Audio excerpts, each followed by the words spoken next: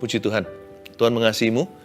Sebelum saya lanjut sampaikan firman, I really just want to say to you that I love you. Saya sungguh-sungguh mengasihi Anda semuanya dalam Kristus. I know that, saya tahu bahwa kita hari ini bisa sama-sama saat teduh, udah berapa lama ini, semua bukan kebetulan. Tuhan yang menjodohkan kita, sehingga kita ketemu di dalam hadirat Allah seminggu 2 kali minimal. Tuhan mengasihi Anda, ya. Dan saya sungguh bangga bisa melayani Anda. Sebuah kehormatan loh, bisa melayani Anda. Kami ini bukan jagoannya, bukan lakonnya. Kita ini hanya hambanya. We serve you. That's our greatest honor. Bisa melayani Anda. Dan suatu kehormatan terbesar dalam hidup kami. Puji Tuhan ya. Hari Minggu besok, saya berkhotbah di ibadah online dengan judul kesetiaan. Seperti biasa di gms.church/streaming. Nah, ini adalah khotbah yang akan menuai suami-suami yang setia, istri yang setia, papa yang setia, mama yang setia, pegawai yang setia, bos yang setia, anak-anak Tuhan yang setia. Saya akan bicara gamblang soal kesetiaan. Bukan hanya dari minggu ini, akan dilanjutkan dari kitab Hosea sampai ke minggu depan. Nanti saya umumkan lagi ya. Pokoknya saya kupas habis tentang kesetiaan. Faithfulness, orang baik banyak, orang setia semakin jarang. Baik saja masih ada, tapi setia sudah punah. Karena itu mari kita belajar ya. Tapi hari ini di ibadah yang sekarang ini, di saat teduh sekarang ini, seperti yang saya janjikan, saya minta suami istri untuk mengikuti saat teduh bersama ini. Sebab nanti di ujungnya saya mau meridedikasikan pernikahan dan hubungan setiap pasangan suami istri dan rumah tangga. Kita buka sama-sama di Hosea pasal 3. Berjudul kasih agape itu seperti apa? 5 ayat saja hari ini, ayat 1-5. Judulnya, seperti yang saya katakan tadi, kasih agape itu seperti apa? Agape bahasa Yunani, itu kasih yang paling sempurna. Nah, seperti apa kasih Tuhan dalam hidup kita? Kita lihat dulu ayat 1-5 saya baca. Berfirmanlah Tuhan kepadaku, pergilah lagi, cintailah perempuan yang suka bersundal dan berzina. Seperti Tuhan juga mencintai orang Israel, sekalipun mereka berpaling kepada Allah lain dan menyukai kue kismis. Lalu aku membeli dia bagiku dengan bayaran 15 shikal perak dan 1,5 homer jelai. Aku berkata kepadanya, lama engkau harus diam padaku dengan tidak bersundal, dan dengan tidak menjadi kepunyaan seorang laki-laki. Juga aku ini tidak akan bersetubuh dengan engkau. Sebab lama orang Israel akan diam dengan tidak ada raja, tiada pemimpin, tiada korban, tiada tugu berhala, tiada efod dan terafim.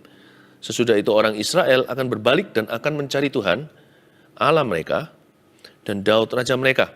Mereka akan datang dengan gementar kepada Tuhan dan kepada kebaikannya pada hari-hari yang terakhir. Hosea ini sebuah cerita pernikahan yang mengenaskan. Biasanya di masyarakat lebih umum yang cowoknya unfaithful. Ya, banyak sekali istri yang kasihan. Tapi kalau Hosea ini terbalik, suaminya yang kasihan. Suaminya nabi, seorang pria yang takut akan Tuhan, setia pada istri dan keluarganya. Mereka punya anak sih, beberapa. Tapi wanitanya ternyata jatuh ke tangan cowok satu, lalu ke cowok yang lainnya. Ini seperti perempuan berzina, perempuan Samaria, yang sama 5 laki-laki dan semua bukan suaminya. Kasihan loh ini. Tapi ada pesan Tuhan di balik pernikahan yang kelihatannya hancur seketika. Tuhan mau menunjukkan kasih-Nya kepada bangsa Israel dan kepada Anda dan saya. Semoga kita tertular bisa mengasihi dengan cara yang sama seperti Tuhan mengasihi kita. Ayat pertama, berfirmanlah Tuhan kepadaku. Jadi pernikahan itu firman ternyata. Ini pesan bukan hanya kepada orang yang sudah menikah, terutama juga kepada yang bujangan. Hargai ranjang pernikahan. Dari sejak bujangan. Kalau kita menghargai ranjang pernikahan setelah kita menikah, baru kita menyadari, udah telat kali. Tanpa pernikahan kudus, tanpa pacaran kudus, tidak ada pernikahan kudus. Mau kudus itu sejak masih single. Jangan tunggu nanti double.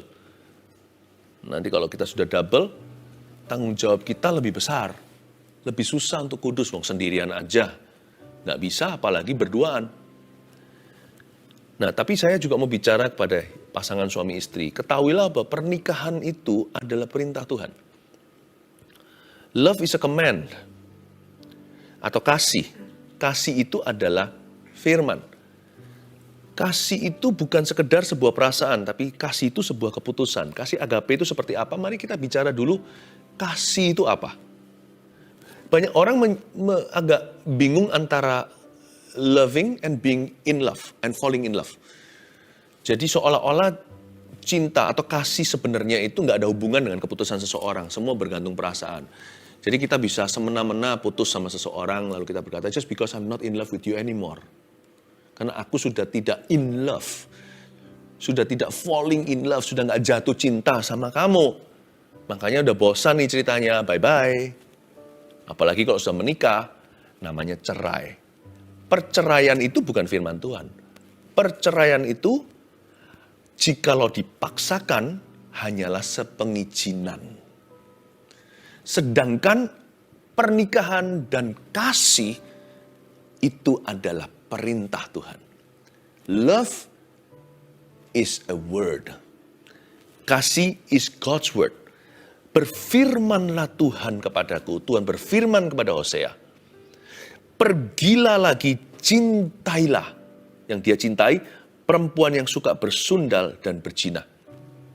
Jangan perhatikan kata bersundal dan berzinanya dulu. Perhatikan kata pergilah dan cintailah. Ya. Tahukah mengasihi adalah perintah Tuhan yang pertama dan utama? Saya bukan bicara soal romantic love dulu. Mari kita belajar mengasihi dari perkara kecil. Mengasihi sesama, lalu mengasihi musuh. Kasih itu memberi. Kasih itu lebih banyak memberi daripada menerima. Give and take-nya ada. Tapi memberi dulu, nggak bisa berkata begini. Kamu berubah dulu, baru aku kasihi. Kalau kamu berubah, maka aku cinta. Maka itu bukan kasih. Berfirmanlah Tuhan kepada Hosea. Pergilah lagi, nggak sekali. Bukan hanya sekali-kali. Cintailah perempuan itu. Jadi kasih harus disengaja. Love is a command. Ya, divorce is not God's command. Perceraian bukanlah perintah Tuhan. Itu karena kedegilan hati manusia. Maka kalau terpaksa hanya sepengizinan Allah. Itu pun ada harga besar yang harus dibayar oleh mereka. Apalagi keturunannya. Ayat ini menjelaskan kepada kita bahwa kasih, sebelum kita bicara kasih agape itu seperti apa? Kasih itu komitmen. Love is a will. Jadi nggak seperti orang lain kira, oh I have no, sudah nggak ada, aku nggak bisa mencintai kamu, nggak bisa mengasihi kamu lagi. I don't feel like it. Aku nggak merasa perlu mengasihi kamu kok. Aku nggak merasa cinta padamu. Ini bukan hanya bicara soal cinta yang romantis ya. Kadang-kadang bisa juga kita merasa kita nggak perlu cintai orang tertentu. Bisa jadi orang-orang itu di rumah kita. Pokoknya mulai hari ini, udah jangan ngomong soal kasih. Aku tidak pingin mengasihi kamu, apalagi mengampunimu. Aku nggak mau. Seolah-olah kasih itu pilihan. Kalau kita merasa nyaman, kita kasih orang. Kalau kita nggak merasa nyaman, ya sudah, gua nggak mau kasih dia. Love is not like that. Sometimes love spells sacrifice. Kadang-kadang kasih itu spellingnya gini, bukan K-A-S-I-H. Kasih itu spellnya gini. Saya kasih sedikit. Kita belajar bahasa Indonesia ala sorga. Kasih itu bukan K-A-S-I-H mengejanya. Kasih itu P-E-N-G-O-R-B-A-N-A-N. Pengorbanan. Tidak bisa tidak kadang-kadang kita kalau mau mengasihi dan mau komitmen mengasihi, bukan jatuh cinta sama siapa, mengasihi orang yang sudah ada, papa mama, anak-anak, saudaranya, temannya, rekan kerja, ya kan, teman pelayanan. Kasih itu, kalau barang siapa mau hidup dalam kasih, tidak bisa tidak, setiap tikungan jalan pasti ketemu pengorbanan. Dan Hosea akan segera bertemu dengan pengorbanan. Dia harus mengorbankan egonya, perasaannya demi mengasihi seorang perempuan yang suka bersundal dan berzina tiada lain istrinya sendiri. Yang dia pernah jatuh cinta. Ketika cinta itu olinya udah habis. Karena dikhianati berkali-kali. Pasir di mata orang kita bisa lihat, batu karang di mata sendiri kita sangkali. Orang itu gak pernah berubah. Buktinya orang yang bisa ngomong orang lain gak berubah, berarti orang itu juga gak berubah. Tuhan masih bisa sayang sama Anda. Mati gak masuk neraka ceritanya. Anda juga harus mengasihi orang lain. Emangnya kita punya pilihan? Kasih itu juga skakmat berarti. Skakmatnya di Kalvari. Skakmat itu artinya skak mati. Ku telah mati dan tinggalkan cara hidupku yang lama. Kita gak punya pilihan. As I have loved, you love. Isn't that wonderful? That's the only path to blessing. Itu satu-satunya jalan ke berkat. Berkat sesungguhnya itu terjadi kalau kita hidup dalam kasih. Wow, this is not easy. Pergilah lagi. Saya kasih satu definisi, ini definisi saya ya. Waktu saya baca Hosea ini saya ambil kesimpulan. Berfirmanlah Tuhan. Pergilah lagi. Katakan lagi. Pergilah lagi. Cintailah perempuan itu lagi. Kasih itu adalah sama dengan cinta yang bertubi-tubi. Itu kasih. Jangan ngaku cinta kalau sekali-kali aja. Jangan ngaku cinta kalau perasaan doang. I fall in love with you. Cinta itu menunggu. Kasih, cinta yang bertubi-tubi dan cinta yang menanti dan panjang sabar, itu baru kasih. Don't believe a thing when people say, jangan percaya sama sekali ketika orang berkata, I love you. Kalau orang itu hanya mau mencintaimu sekali saja. Orang yang berkata, I love you, itu arti love di situ tuh harus I agape you. Aku mengagape kamu. Itu berarti aku siap untuk bertubi-tubi memberimu cinta yang baru. Kasih sama dengan cinta bertubi-tubi. Pergilah lagi. Cintailah lagi. Tapi dia bersundal berzina lagi, kata Tuhan. Seperti Tuhan mencintai orang Israel tuh. Ayat 1b. Sekalipun mereka berpaling kepada Allah lain dan menyukai kue kismis. Kasih agape itu begini loh. For falling 1,000 times, I will love you 3,000 times. Untuk kejatuhanmu 1,000 kali, aku akan mencintaimu 3,000 kali. Kalau jatuh 3,000 kali, aku akan mencintaimu 7,000 kali. Itulah Tuhan kita. Seperti Tuhan juga mencintai orang Israel. Hai Hosea, pergilah lagi, cintailah wanita sundal itu. Tak lain adalah istrimu sendiri. Sekalipun mereka berpaling pada Allah lain dan menyukai kue kismis. Kue kismis, maksudnya apa ini kue kismis? Kok menarik sekali tiba-tiba ada snack keluar. Untungnya saya sudah makan, jadi kayak gini saya nggak kepingin makan kue kismis. Jangan suka kue kismis, ini kiasan. Kue kismis di sini itu lawan katanya roti yang tidak beragi. Makanan di Israel yang mengenyangkan itu, karena di sana karbohidratnya beda sama kita. Kalau kita kan nasi, utama mereka itu roti. Roti lalu nanti akan ada side dishes-nya, banyak ya kan. Ada yang seperti kacang-kacang, seperti Timur Tengah lah ya. Roti itu yang mengenyangkan. Kue itu makanan kering, tidak kenyang sama sekali. Belum lagi kurang bergizi. Menyukai kue kismis adalah tipe sifat-sifat buruk seseorang yang lebih suka hawa nafsu daripada sesuatu yang berkualitas. Sukanya dessert, sukanya makan pencuci mulut.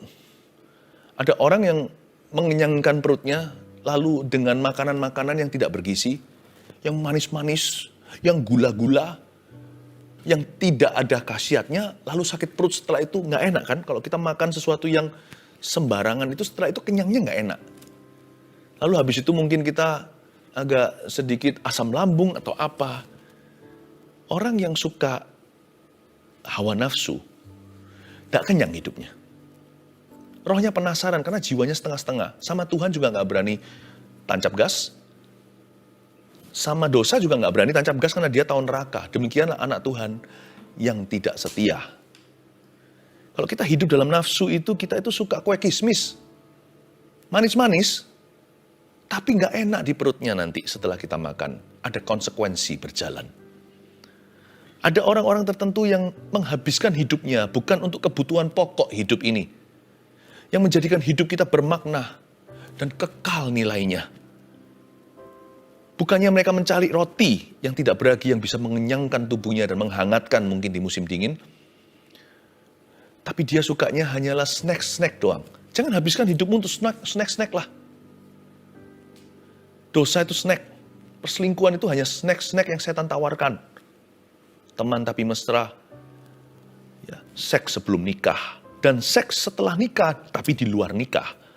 Aduh, semuanya itu kue kismis. Tuhan bilang, hai Esau, kenapa kau bernafsu rendah? Bukankah hidup yang telah kusiapkan untukmu itu betapa hebatnya? Ya, seharusnya engkau percaya sebelum aku jabarkan semua dan kau melaluinya bahwa aku punya rancangan indah masa depan penuh pengharapan. Dijual hanya demi snack doang. Suatu hari Esau menjualnya demi semangkuk kacang merah. Mungkin semangkuk ronde yang hangat. Atau mungkin dawet semangkuk. Atau apalah makanan khas di daerah Anda. Mau nggak? Satu mangkok atau satu cangkir saja Anda tukarkan semua warisan ilahimu dari Tuhan. Kenapa kau memilih kue kismis daripada hak kesulungan? Demikianlah bodohnya orang yang jatuh dalam dosa. Termasuk contohnya dosa seks. Tahu nggak, perbuatannya sekali dan enak. Tapi seumur hidup malunya tak tertanggungkan. Belum lagi konsekuensi yang nyata. Pikirkan ulang. Kasih agape itu membuat kita bisa berpikir. Kasih agape mengajar kita berpikiran panjang. Jangan suka pada kue kismis. Itu sifatnya daripada istri Hosea yang bersundal dan berzina. Padahal Tuhan bisa memberi loh. Padahal kalau dia mau setia, Hosea bisa kasih dia makan kenyang-kenyang. Ada satu lagu Chinese yang lucu, lagu jadul kuno sih. Saya nggak akan nyanyikan, nanti Anda ketawa. Tapi intinya gini loh, itu lagunya puitis sekali, ada sense of humor, ada selera humornya. Dia berkata, pokoknya hari ini, kalau kamu mau menjadi pengantinku, aku tanggung seumur hidupmu, kamu akan putih-putih dan gemuk-gemuk bersama dengan aku. Pao ni pai, yo pang-pang. Itu lucu ya, orang zaman dulu kan ekspresinya lugu. Pokoknya kamu ikut aku, jadi istriku, kamu pasti akan aku tanggung. Enak hidupmu. Putih-putih, gemuk-gemuk badanmu. Jadi Tuhan juga ngomong yang sama pada orang Israel. Kalau kamu ikut aku kan enak. Bukan berarti ikut Tuhan tanpa masalah. Tapi Tuhan tuh pelihara. Kenapa kamu cari semangkuk kacang merah? Kenapa kamu memilih kue kismis? Hei Gomer, kalau kamu ikut Hosea aja kan enak hidupmu. Ngapain selingkuh? Masa depanmu itu tertanggung. Kenapa buang masa mudamu? Dalam percabulan. Lalu aku membeli dia bagiku, ayat 2. Lalu aku membeli dia bagiku dengan bayaran 15 shikal perak dan 1,5 homer jelai. Wow. Jadi Hosea membeli kembali istrinya yang bersundal berzina. Kayaknya ya, istri Hosea ini masuk ke jerat pelacuran. Kalau dari ayat 2 ini kita baca, sepertinya dia masuk ke human trafficking. Sudah masuk terjerat mafia. Saya bayangkan Hosea pergi ke brothel atau tempat persundalan. Nah dia cari istrinya di sana. Mana istriku? Mungkin saja dia diusir-usir dengan kasar. Mungkin juga dia ditampar, dipukul, nggak pernah tahu kan. Alkitab nggak menjelaskan satu persatu kejadiannya. Hingga dia memikir begini, ya sudah, aku kan kerja keras. Karena dia seorang nabi. Dan Hosea juga bukan orang kaya. Mungkin dia berapa bulan kemudian, dia banting tulang, kerja untuk dapatkan duit, untuk dapatkan uang yang cukup untuk membeli istrinya keluar dari pelacuran. Ini uangnya. Mungkin ditaruh di meja kepala mafia itu. Ini amplopnya, kembalikan istriku. Mungkin ditertawakan. Kamu kira ini cukup? Dia habis pikiran, gimana aku dapatkan istriku kembali? Hosea adalah sebuah lambang kasih Tuhan yang begitu keras kepala mengejar kita. Padahal kita itu loh, sudah terjual sebagai budak dosa. Lalu Hosea punya satu solusi. Dia beli 1 malam bersama dengan istrinya. Oke, kalau gitu, kalau aku tidak bisa membeli dia keluar dari pelacuran, aku membeli dia sebagai seorang pelacur. Dan saya bisa bayangkan di ayat 2 ini. Ayat 3 bunyinya, aku berkata kepadamu, lama engkau harus diam padaku dengan tidak bersundal, dan dengan tidak menjadi kepunyaan seorang laki-laki. Juga aku ini tidak akan bersetubuh dengan engkau. Saya hanya bisa bayangkan Hosea duduk di depan istrinya tidak tahu kalau pelanggan hari itu adalah Hosea. Ketika dia masuk, dia terkejut suaminya. Dia berkata, kamu tidak bisa pergi. 1 jam ini kamu harus duduk di sini. Aku tidak akan bersetubuh sama kamu. Kamu duduk. Si istri duduk. Karena dia sudah menjadi objek. Orang yang jatuh sudah jadi budak dosa. Dia sudah menjadi benda.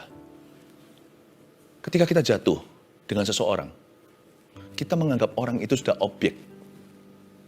Kalau kita menghargai wanita, kita akan membenci pornografi. Kalau menghargai mama sendiri, menghargai putri, kalau Anda punya anak perempuan, menghargai saudara, ciciknya sendiri, adiknya sendiri. Dan sebaliknya juga sama. Kalau kita menghargai, kalau kita membiarkan diri kita jatuh dalam dosa, maka kita juga menganggap diri kita kurang berharga. Lebih parah lagi, kita menganggap pengorbanannya tidak ada harganya sama sekali. Jangan sampai kita menyalibkan Yesus kedua kali. Dia sudah mati, sudah telat di Kalvari. Hargai tubuhmu itu. Jangan digores-gores. Bagi beberapa orang yang sukanya melukai diri sendiri dengan pisau dan benda tajam atau dengan gunting atau apa, digores-gores, mau mati juga nggak berani, mau hidup juga tidak mau hidup juga tidak kepingin. Don't do that. Your body belongs to Christ. Badan Anda itu milik Tuhan. Kasih agape itu berarti Tuhan yang telah membelimu. Hidup kita bukannya kita lagi, tapi Kristus di dalam kita. Jadi saya bisa bayangkan, saya hanya imajinasi si Hosea waktu itu suruh istrinya duduk di sana. Si istrinya mungkin langsung nangis. Mungkin dibukakan jendelanya, di situ ada anak-anak mereka digendong di pinggir jalan. Mungkin tetangganya dia minta tolong untuk bawa anaknya. Kamu lihat, kita punya anak, kenapa kamu di sini? Lama engkau harus diam padaku dengan tidak bersundal. Dan dengan tidak menjadi kepunyaan seorang laki-laki. Juga aku tidak akan bersetubuh dengan engkau. Demikianlah Tuhan kasihnya kepada kita.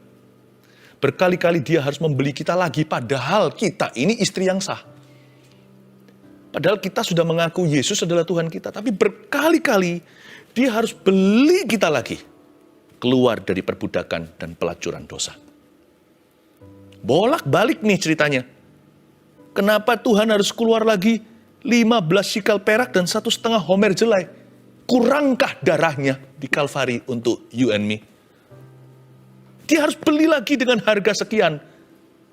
Berapa sikal dan berapa jelai. Dan kadang-kadang kita dikejar-kejar Tuhan, kemanakah aku dapat pergi menjauhi rohmu Tuhan? Masih belum kapok dan jerah, kita masih lari dari Tuhan. Seringkali Tuhan berkata sama kita dengan mengeluh di dalam hati. Tidak sanggupkah aku membuatmu happy? Apakah engkau butuh dosa untuk membuatmu bahagia? Bukankah Tuhan itu cukup bagimu? Aku kurang apa? Memang hidup ada masalah. Orang gak punya Tuhan juga hidupnya punya masalah. Cuman bedanya sama dirimu dan diriku adalah, kalau kita punya masalah, kita punya Tuhan. Itu aja bedanya. Lalu kita kenapa mengeluh kalau ada masalah? Kenapa Tuhan izinkan? Bedanya kita sama orang dunia yang gak punya Tuhan adalah, kalau mereka punya masalah, mereka sendirian. Kalau kita punya masalah, kita punya jalan keluarnya, karena Tuhan adalah jalan. Bedanya cuma itu, sabar dong. Tuhan itu seperti mengeluh, tidak sanggupkah aku membuatmu happy? Tidak sanggupkah aku mengasihimu?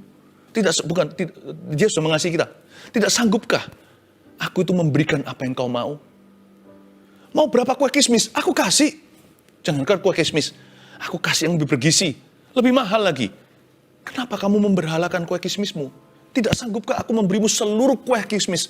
Setoples-toplesan semuanya, kalau perlu pabriknya aku berikan kepadamu. Kalau itu membuatmu berhenti berzina, aku berikan. Tapi itu juga bukan jaminan.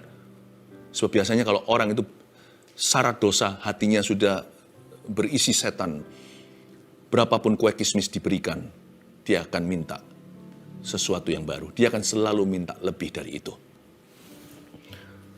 Jadi waktu itu si Hosea beritahu sama istrinya, ya, saya cuma bayangkan dibuka jendelanya, itu anak-anak kita. Why can't you be faithful? Kenapa kamu tidak bisa setia? Aduh, saya bisa rasakan. Kalau mau tahu kasih agape itu seperti apa, saya bisa baca Hosea aja ngerti, mengenal kasih Yesus. Cuman memang perlu saya visualisasikan sedikit, saya bayangkan. Oh gitu ya. Saya bayangkan itu adalah apa yang terjadi di hidup kita. Saya bayangkan itu ilustrasinya. Kita kenyataannya. Tapi ini kejadian sungguhan. Hosea ini sejarah. Jadi dia menikah dengan seorang perempuan sundal, ayat 4. Sebab lama orang Israel akan diam dengan tidak ada raja. Lihat ya, kondisi orang yang hidup di luar kasih.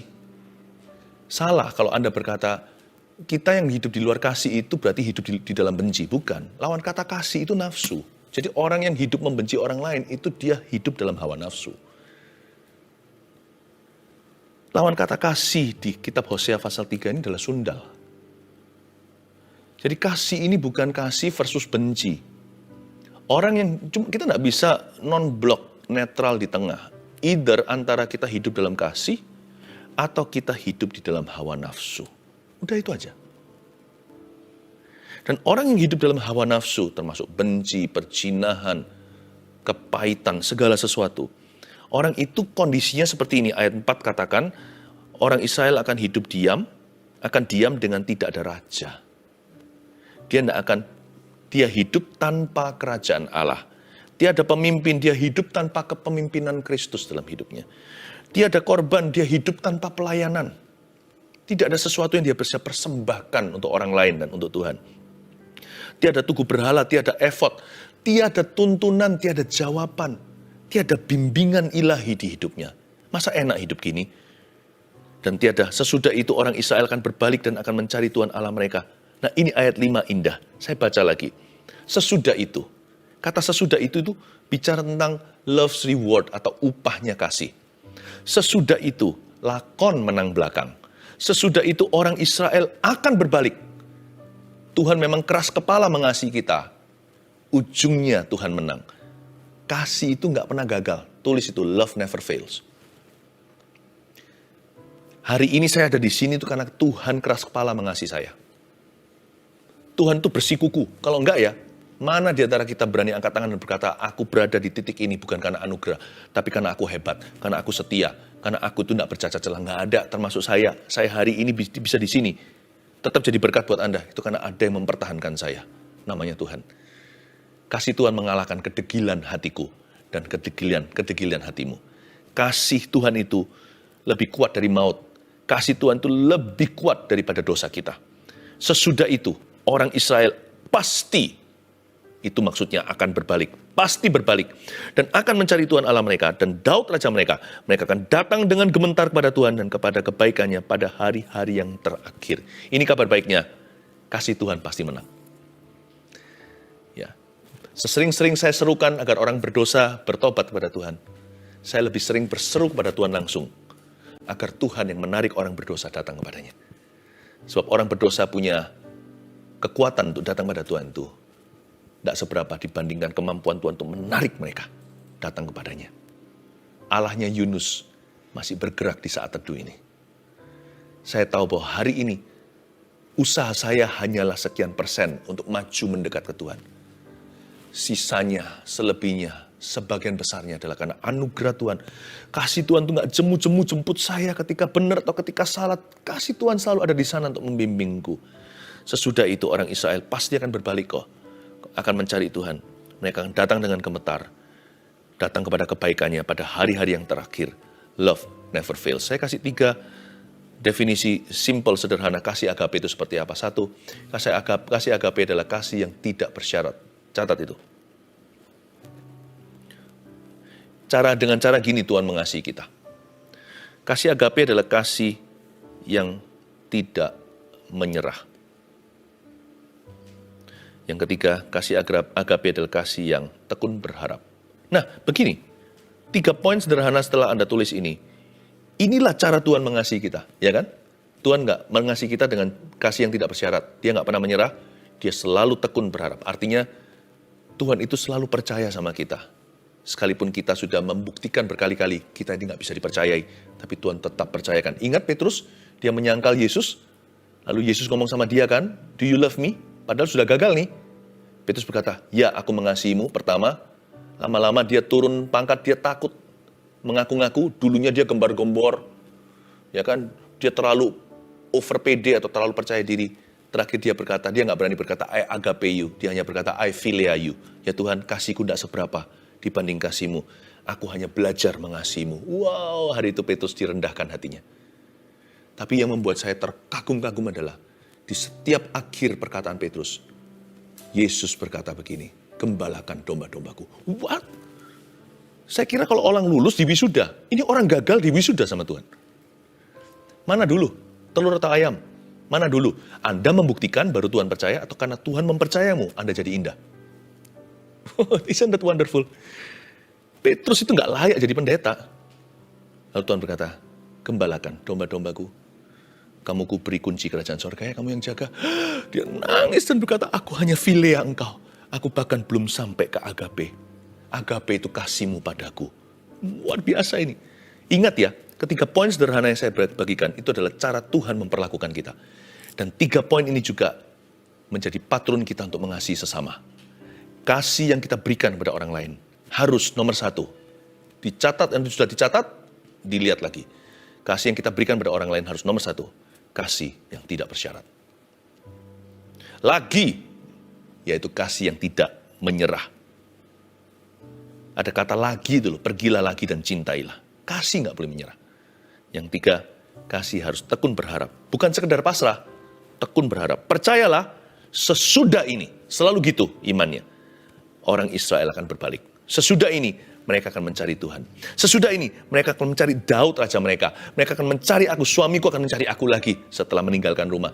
Setelah ini, istriku akan kembali setia. Setelah ini, anak-anakku akan menjadi orang-orang yang benar. Setelah ini, papa mamaku akan menerima Tuhan. Harus sekalipun sekarang penyembah berhala super berat.